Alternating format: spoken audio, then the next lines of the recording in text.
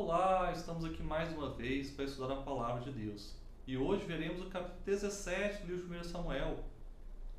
É uma história bem conhecida, a história de Davi e Golias. Então vamos aos pontos de destaque para a leitura de hoje. Primeiramente, merecemos tomar atenção aos detalhes dessa história. E é nisso que eu vou chamar a sua atenção para os pontos de hoje. A descrição de Golias, ela assusta, com seus quase 3 metros de altura, totalmente armado para a batalha. E o seu desafio também provocou medo em todos os que o ouviam. Ninguém se prontificou a enfrentá-lo. A verdade é que Saul, sendo o mais alto dos israelitas, o rei ungido do Senhor, líder do povo, deveria ser o escolhido para enfrentar Golias. Só que Saul também estava com medo. E o Espírito de Deus havia se retirado dele. E quando Deus não está mais conosco, o medo nos aterroriza. Não temos esperança mais.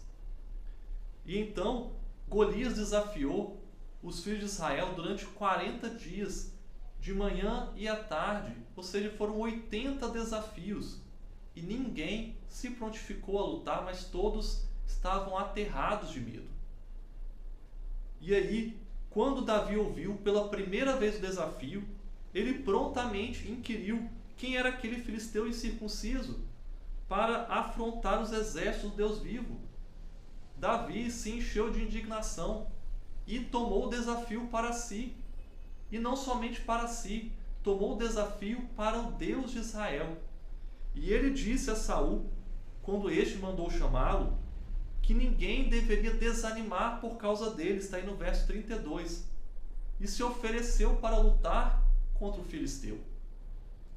Davi não sentiu medo porque ele confiava que Deus era mais poderoso do que qualquer ser humano, não importasse a altura ou a aparência. Vemos então no segundo ponto de destaque que Saul tentou demover Davi da ideia de lutar contra Golias, mostrando a diferença de experiência de batalha entre eles. Mas Davi explicou que, embora parecesse um iniciante, ele tinha experiência em lutas. E ele lutou contra leões e ursos e havia vencido todas as batalhas. Inclusive, é dito aí no verso 35 que ele havia agarrado um dos leões pela barba. Davi era um homem cheio de coragem, porque ele confiava em Deus. E foi pelo poder de Deus que ele havia obtido essas vitórias contra os leões e os ursos. E ele dá esse crédito ao seu Deus. Então ele tinha certeza que se Deus o havia livrado dos leões e dos ursos, ele com certeza o livraria também desse filisteu, desse Golias, que estava agora desafiando os exércitos de Deus. Isso porque Golias tinha cometido um grave erro, que era justamente desafiar o Deus do universo, o Deus dos exércitos, aquele de quem toda a vitória é dele. Então Saul deixou que Davi fosse e desejou que Deus realmente estivesse com ele. No terceiro e último ponto, nós vemos que, ao se encararem no duelo, Golias desprezou a Davi por causa da sua aparência e por ele estar ali totalmente desarmado.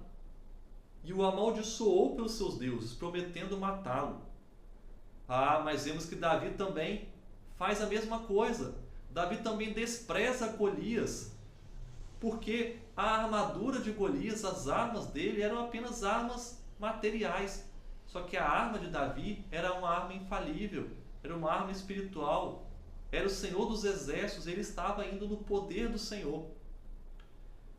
E Davi também jurou de morte Golias, e não só ele, mas todo o exército filisteu, e disse que daria ali sua carne aos animais comerem, as aves do céu, as aves de rapina também para comerem. E disse que todos saberiam que era o Senhor da guerra, e sem precisar de espadas, de lanças, de qualquer armamento, seria Deus que daria a vitória. E foi isso que aconteceu. Davi saiu vitorioso da batalha. Leia novamente essa história, uma história gostosa de se ler, e preste atenção novamente agora aos detalhes, conforme apresentamos aqui nesse guia de estudos.